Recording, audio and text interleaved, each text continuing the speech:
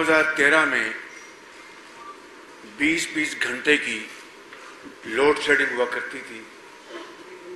Crippling load shedding, जिससे ज़राअत तबाह हो गई थी, जिससे इस मुल्क की सनदों की चमनियों से धुआं निकलना बंद हो गया था और लाखों लोग बेरोजगार हो गए थे और मईशत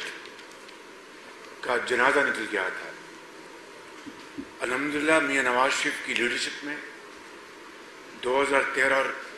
18 के दरमियान 5 सालों में लोड शेडिंग का मुकम्मल खात्मा हो गया था। आपको अच्छी तरह याद है कि मैं 2018 के इलेक्शन में जलसों में कहा करता था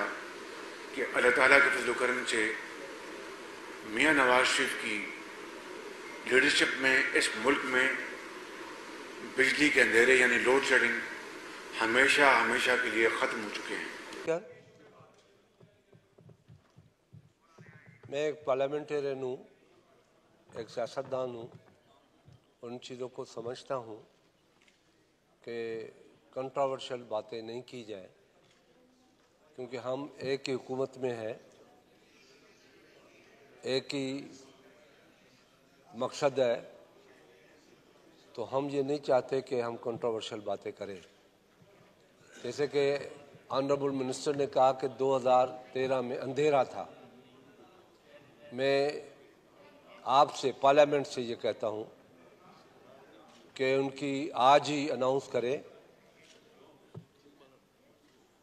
एक इंक्वायरी टीम या पार्लियामेंट्री कमेटी जो है पावर की,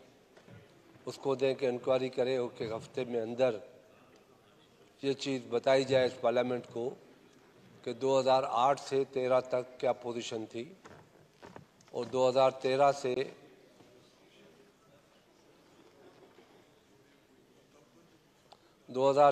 18 में क्या थी और 18 से आज तक क्या है। मैं अवॉइड कर रहा हूँ, आज अगर 94 में जो मोहतरमा बेनज़ीर भुट्टो साहिबा ने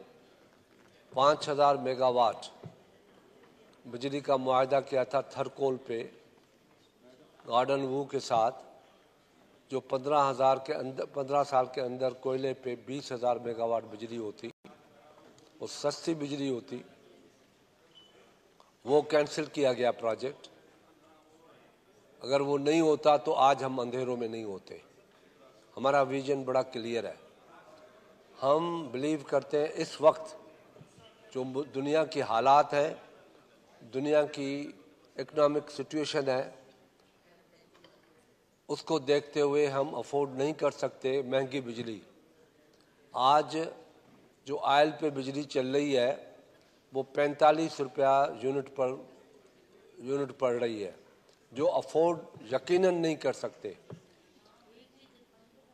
मैं इस बात पे भी नहीं जाता कि 2013 से 18 तक जो बिजली के कारखाने लगे गए वो आज चल रहे हैं या नहीं चल रहे, और मैं इस कंट्रोवर्शियल में भी बात में नहीं जाता कि आज जो बिजली आ रही है नई बिजली वो थरकोल से आ रही है, 2000 मेगावाट थरकोल से आ रही है। और इसी तरीके से 1000 मेगावाट